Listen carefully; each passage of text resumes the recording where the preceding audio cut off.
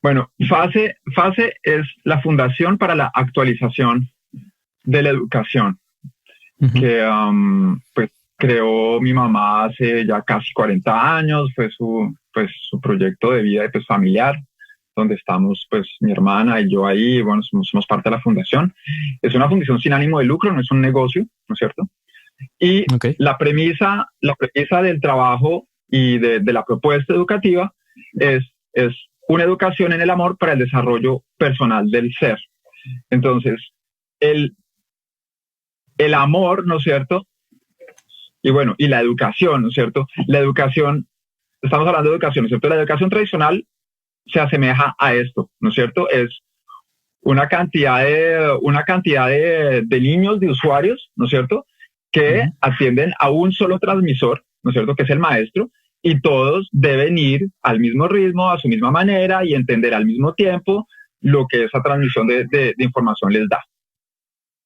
Y pues esa educación tradicional maneja toda una estructura de premios, ¿no es cierto?, de obtención de resultados y se basa en procesos de instrucción y memorización de la información, ¿no es cierto? No es una educación que está desarrollando personas, sino está instruyendo básicamente elementos que engranan en un sistema, punto.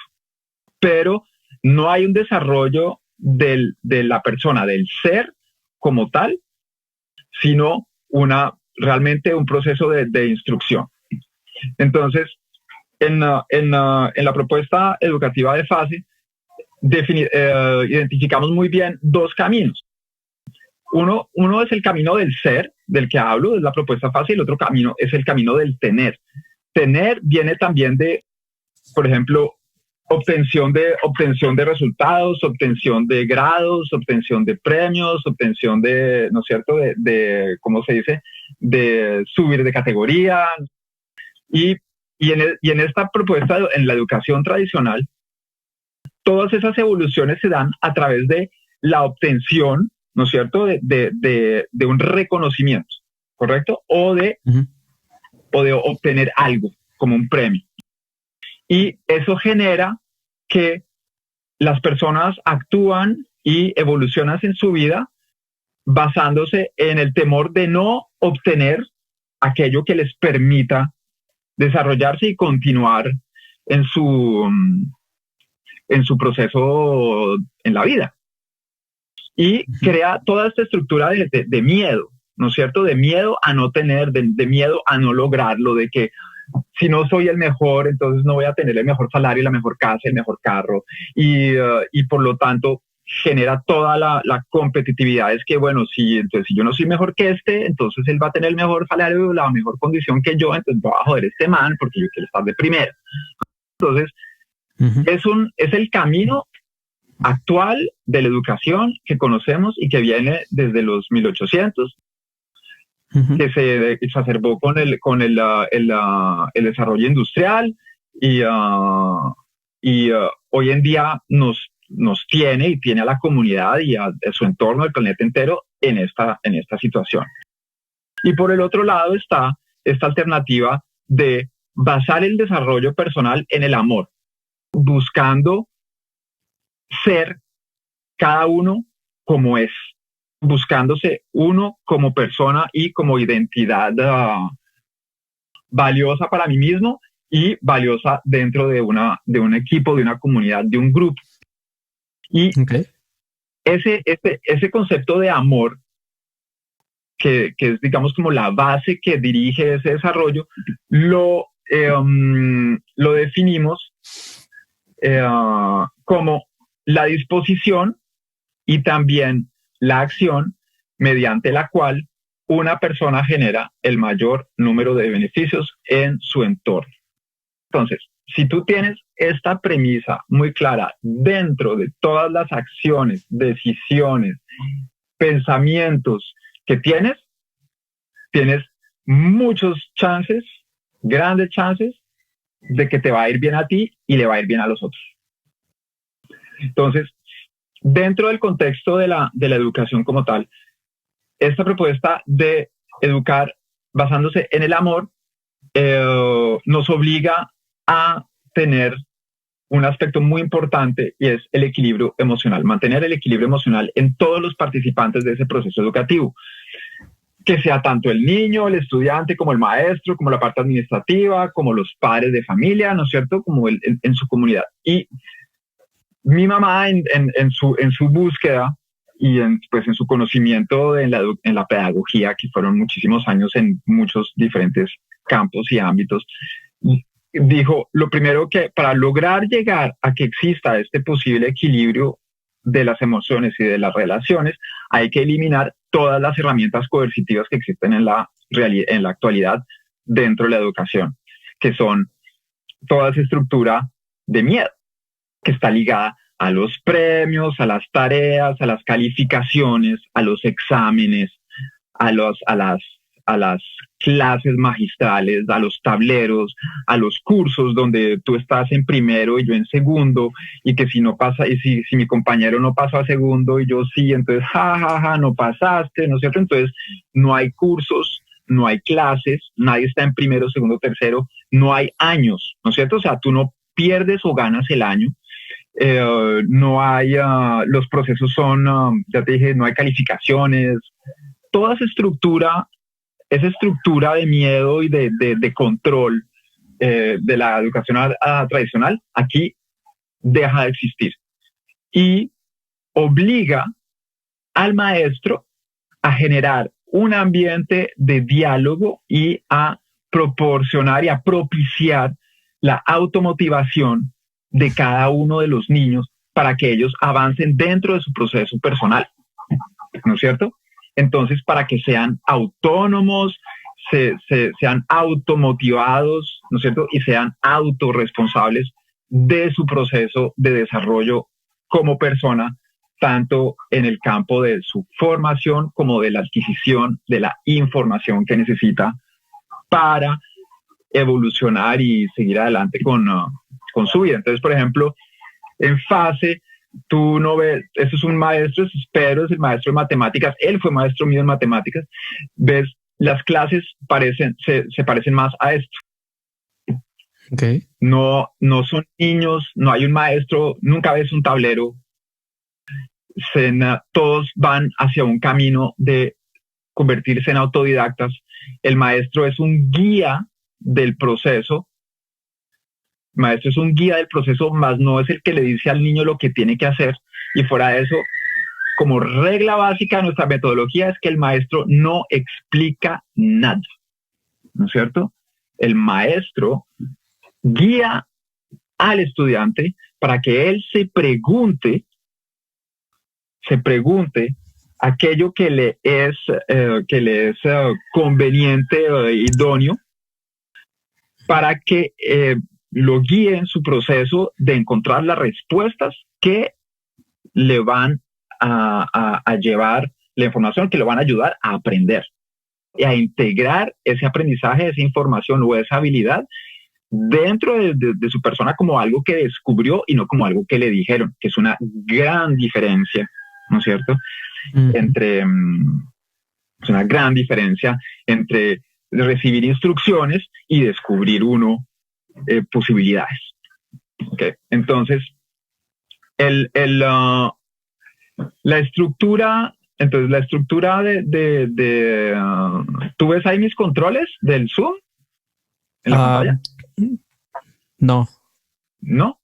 No los veo. Es que tapan el título. Entonces, sí, tapan el título. No, sí. Entonces, ¿qué pasa? En este proceso, como no hay cursos, no hay clases, no hay años, en fin, todo esto, ¿cuáles son las fases, ¿no es cierto? Entonces, nuestro currículum está dividido en etapas. Esas etapas, en este caso, del desarrollo cognitivo, son 5 y son 5 preguntas claves que el ser humano se puede hacer para autoconocerse, ¿no es cierto? Que la primera es ¿quién soy? Que dentro de el trabajo educativo que se hace en fase corresponde al proceso de identificación y de diferenciación a nivel sensorial. Entonces, ¿quién soy yo? ¿Quiénes son los otros?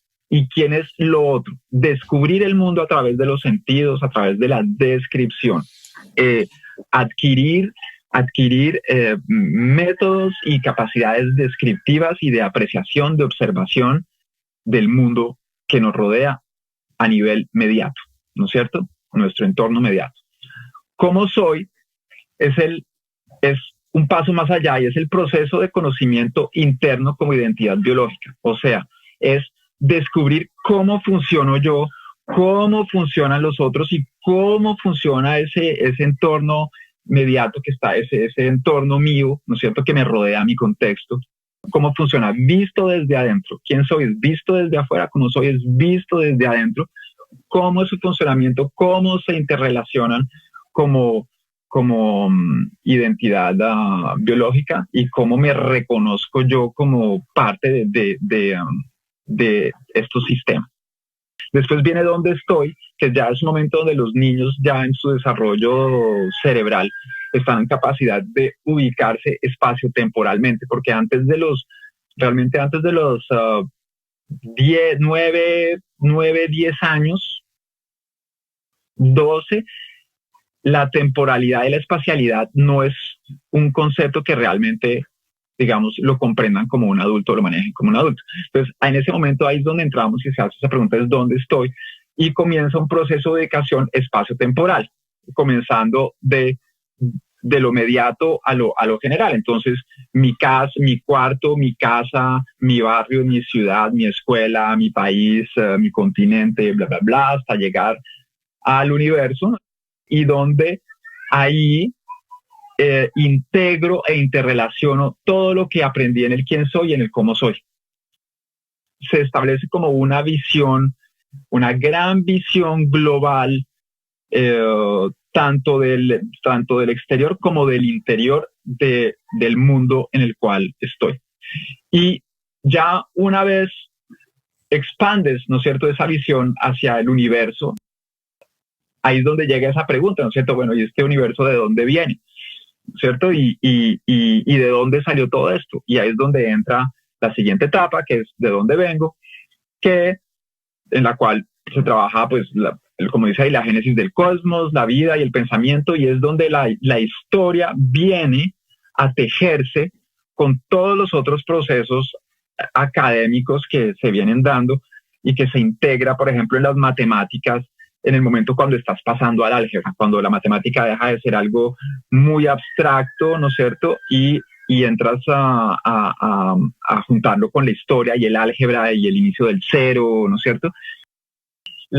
Tanto lo social como lo geográfico, lo histórico y todos los otros, digamos, todas las otras herramientas se unen en un proceso histórico, ¿no es cierto?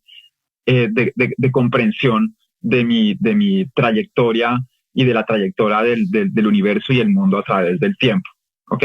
Y cuando se termina esta etapa, el de dónde vengo, se puede decir que ya el niño ha completado, digamos, su currículum, ¿ok? Y se hace la pregunta es, ¿hacia dónde voy? Entonces se hace un trabajo de recordar, de introspección, de autoconocimiento, de pensar, ¿no es cierto?, de repensarse de quién soy, qué hago, cómo soy, en dónde estoy, de dónde vengo y entonces hacia dónde voy.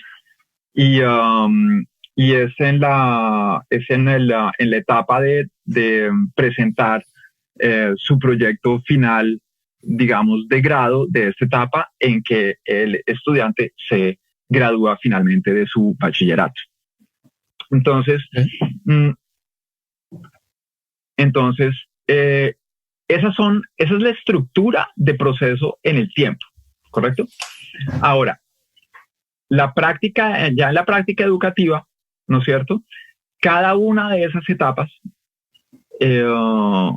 todo su contenido, ¿no es cierto? Y la experiencia está dividida en dos partes. Uno que es la formación básica de las personas y la otra la información básica contextualizada, que por lo general en un colegio se le dicen las materias, pero que nosotros lo llamamos lenguajes, ¿no es cierto? Las materias son como cosas abstractas, los lenguajes son métodos de comunicación, herramientas de comunicación y de explicar y de ver y de entender el mundo que me rodea y de poder transmitirlo y explicarle mi visión del mundo a los otros a través de esos lenguajes, tanto sea el musical como el artístico, el corporal, el matemático, el físico, teórico, filosófico, ¿no es cierto? Lenguajes.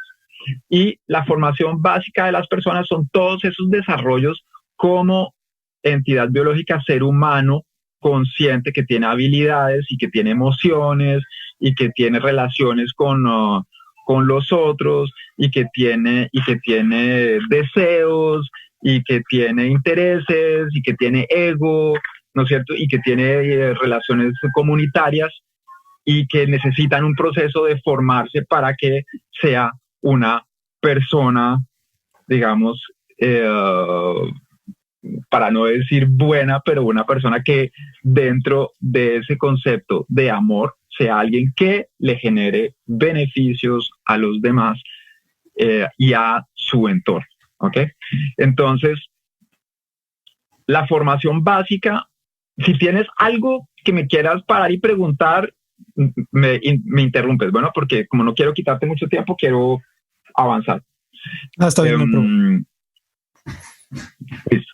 Entonces, la formación básica, ese desarrollo personal, lo dividimos en 4 grandes secciones. Uno que es la voluntad, otro la emocionalidad, el manejo de las emociones, el pensamiento y el accionar social. Entonces, en voluntad está precisamente eso, los deseos, la motivación, ¿no es cierto? La reflexión, la capacidad de decidir y la capacidad de ejecutar. Mi voluntad de decidir, de pensar, de motivarme, de ejecutar.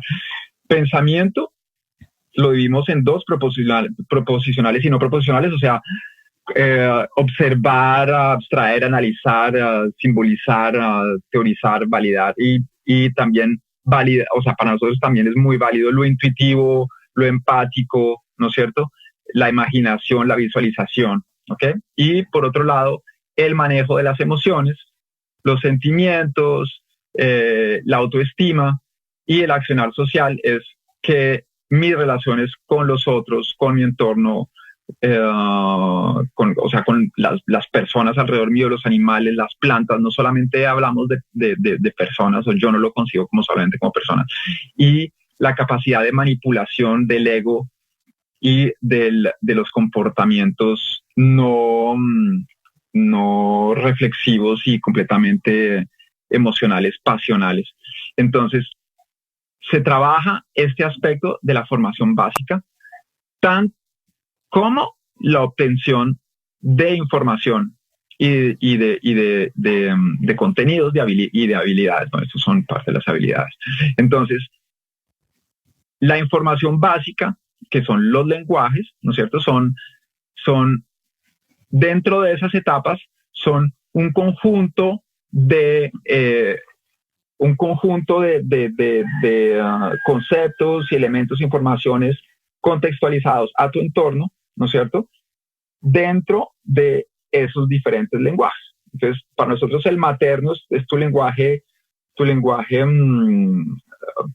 cultural, propio cultural, ¿no es cierto?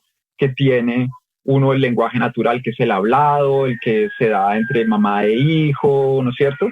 El filosófico científico, entonces la explicación y teorización de la realidad para poder explicársela en mayor detalle a los demás, y el lenguaje literario, ¿no es cierto? Esa capacidad de transmitir la emoción, el imaginario a través del texto. Y alrededor de eso, ese que es como nuestro principal lenguaje de comunicación, alrededor de eso está pues el matemático, los otros idiomas, las socionaturales, que nosotros las tenemos ligadas, no separamos las ciencias sociales de las ciencias naturales, sino consideramos que precisamente el mundo es una unión de factores y no simplemente elementos disociados que andan cada uno por su lado. Está el lenguaje musical, el corporal, las artes plásticas, y entonces cada estudiante va a su ritmo en cada uno de estos lenguajes, ¿ok? Entonces, ese proceso en los lenguajes, ¿no es cierto?, es dirigido por los maestros. Y los maestros, a su vez, están dirigidos por unos mapas de lenguajes, ¿no es cierto? Hay unas guías sobre los procesos de el manejo de la información, digamos el currículum de cada uno de esos lenguajes, y esos lenguajes los niños, los estudiantes los van trabajando a través de proyectos y planes de trabajo, ¿no es cierto? O sea, tienen obviamente sus guías, sus cartillas, pero poco a poco van yendo hacia la parte creativa de crear sus propios proyectos, de que a través de sus intereses personales, ¿no es cierto?, vayan integrando estos lenguajes, ¿no es cierto?, y los vayan trabajando, aprendiendo y pasando todas esas etapas e ítems, ese currículum, ¿no es cierto?, que el cual son, digamos que obligatoriamente el bagaje de información que deben adquirir. Entonces, por un lado está la formación básica, por otro lado está la información básica, y en fase usamos un proceso de evaluación de la práctica educativa que, como no tenemos notas, o sea, no es cuantitativo, tú no sacas 5 y el otro 4 y el otro 3 y tú sacaste más que yo y menos que yo y perdiste el año, ganaste el año, etcétera, etcétera, etcétera. Nosotros tenemos un proceso de evaluación que comienza por una autoevaluación. Esa autoevaluación comienza por la formación básica y es cada quien preguntándose cómo estoy en mis procesos de voluntad, o sea, en mi capacidad de reflexión. ¿Qué tanto estoy yo reflexionando antes de actuar o qué tanto reflexiono sobre la información que me llega, por ejemplo? O qué tantas decisiones estoy tomando. Puede que esté tomando muchas decisiones, pero ¿las estoy ejecutando o no estoy ejecutando? ¿Correcto? Y así ese proceso de evaluación se lleva también a las emociones, ¿no es cierto? O sea, entonces, mi autoestima y que están interrelacionados, ¿no es cierto? Porque entonces, si la voluntad, si no estoy muy motivado, entonces, ¿por qué puede ser que no estoy motivado? Entonces, ¿será que mi autoestima no está no está fortalecida, ¿no es cierto? Y eso me desmotiva en mi voluntad, y de pronto esa autoestima no está al día, precisamente porque de pronto mi relación con los otros no se está dando de una manera armónica, ¿no es cierto? Entonces, comenzamos por un proceso de autoevaluación de la formación básica y se hace, aquí te muestro un ejemplo de cómo es el proceso de evaluación con los niños chiquitos, ¿no es cierto? Donde ellos rellenan esas casillas, haz de cuenta, yo lo veo como sliders, ¿no es cierto? Como un slide. En voluntad arriba a la izquierda dice, en el aspecto de voluntad dice inicio y termino, o sea, ¿no es cierto? O sea, comienzo y termino lo que hago, el niño dice sí, todo completo. Ah, bueno, que efectivamente ahí comenzó y terminó de rellenar su casillita. De manera cualitativa dicen qué tanto sí, qué tanto no están haciendo uso de sus capacidades en cada uno de esos aspectos. Entonces, por ejemplo, llego a tiempo a clase, ¿no es cierto? Entonces dice como, no, llego sí, pero no siempre llego a pleno momento, pues. Traigo y uso materiales, menos, ¿no es cierto? Entonces, este proceso de evaluación, de autoevaluación, ¿no es cierto? Cada niño, cada estudiante lo hace en su medida y en su proceso de introspección y de verse a sí mismo. Y yo me he dado cuenta, porque yo ya lo he practicado y lo he utilizado en otro tipo de circunstancias, es muy difícil uno mentirse a sí mismo o descacharse en lo que uno pone cuando hace esas evaluaciones así gráficas. Y entonces, el conjunto de estos elementos, ¿no es cierto? Aquí generan una gráfica. ¿Qué es esto? final, que es digamos, la entrega de resultados de notas de los niños, que como se diría en otros colegios, donde podemos gráficamente ver el equilibrio entre las diferentes áreas. Entonces, por ejemplo, vemos a este personaje que tiene que su voluntad, o sea, tiene mucha voluntad, quiere hacer mucho y lo hace, y bueno, en fin, pero vemos que, por ejemplo, en el accionar social está bajito, entonces de pronto está haciendo muchas cosas que le benefician a él, pero no le benefician a todos, ¿no es cierto? O está muy pendiente de hacer las cosas que él quiere y su relación con él, y es mi hijo, ¿no es cierto? Entonces sé de qué estoy hablando, y es, por ejemplo, él quiere hacer y quiere ser el que lidera, el que hace, pero si la gente no le sigue, entonces no funciona, ¿no es cierto? Y también se ve que, por ejemplo, el área verde, que en pensamiento es mucho inferior, es inferior, por ejemplo, a la de voluntad, entonces él es un poco desaforado y se lanza a hacer y hace cosas y no piensa realmente antes, ¿no es cierto?, bien las cosas, qué es lo que va a hacer y cómo le va a hacer. Entonces, por ejemplo, no todo le sale bien, aunque eso no esté afectando sus emociones, ¿no es cierto?, porque sus emociones están bien. Entonces, eso es toda una herramienta de análisis que en una etapa posterior, después de que el estudiante termina su proceso de evaluación, esta evaluación se coevalúa, se lleva al grupo, y el grupo evalúa si lo que ese niño está diciendo aquí les parece que es real o no, y dentro de una actitud positiva se comenta y se apoya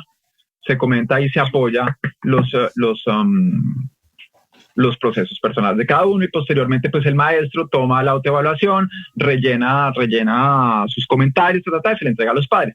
En el campo de los lenguajes se maneja entonces la ejecución sobre los lenguajes de esta manera gráfica, digamos los 4 periodos del año, que de mis capacidades de trabajo y de ejecución, el lenguaje matemático, por ejemplo, el de socionaturales, el de rojo, ¿qué tanto estoy haciendo? Pues ahí vemos como que, bueno, del 100% de lo que puedo dar, estoy dando como el 40%, ¿no es cierto? Y realmente es por ejemplo, este niño en corporal, el corporal, que es el que está en el primer semestre más arriba, es lo que más le gusta, ¿no es cierto? Como lo que naturalmente se le da. Entonces, así visualizamos también los procesos de matemáticas, de música, de artes plásticas, y se correlacionan con esta información sobre la formación básica para tener una visión de cómo esos procesos intervienen los unos en los otros, se modifican y se apoyan los unos a los otros, y son interdependientes, ¿no es cierto? Entonces, todo este proceso, con el objetivo de ayudar a ese ser humano a ser una persona equilibrada, ¿no es cierto?, en esos aspectos básicos de su vida, ¿no es cierto?, y darle herramientas de autoconocimiento y de autogestión, que aprendan, o sea, que no dependan de esa visión de que tengo que ganar, tengo que ser el mejor, tengo que tener el mejor sueldo, sino que su motivación es ser ellos, ¿no es cierto?, y conocerse a ellos y conocer su entorno e imaginarse el futuro, y también darle las herramientas de autogestión para poder, ¿no es cierto?, llevar a cabo adelante y a buen propósito, a buen término, todo lo que se le venga en mente, lo cual Coda me parece que es una muy buena herramienta de autogestión, y que la acción amorosa, ¿no es cierto?, que nos va a permitir a nosotros que nuestro entorno, nuestro mundo, ¿no es cierto?, siga con vida, es esa disposición y acción mediante la cual una persona genera el mayor número de beneficios a los demás, llamado amor a través del conocimiento y la autogestión. Y esa es una foto de mi mamá, ella murió en el 2014. Es una foto de ella hecha de foticos de ella. Entonces, bueno, es una presentación, una charla TED que di cuando ella murió. Estas son fotos de ella. Era una monja. ¿Cómo pasa una eso? Monja revolucionaria. Ella es marxista, que estudió pedagogía, estudió matemática pura, estudió sociología en Estados Unidos. Ella es colombiana, tuvo el chance muy de avanzada, como puedes ver, y que se vinculó pues a todos los movimientos políticos y de desarrollo social en momentos importantes del país acá, y que conoció un día a un futbolista argentino y que pues sucumbió a sus encantos. A sus encantos, y pues ahí salió el primer conejillo de Indias de este tipo de educación, que soy yo, y ese es el jardín infantil que primero tuvo ella. Y bueno, ahí se acaba la presentación. Muchas gracias por escuchar.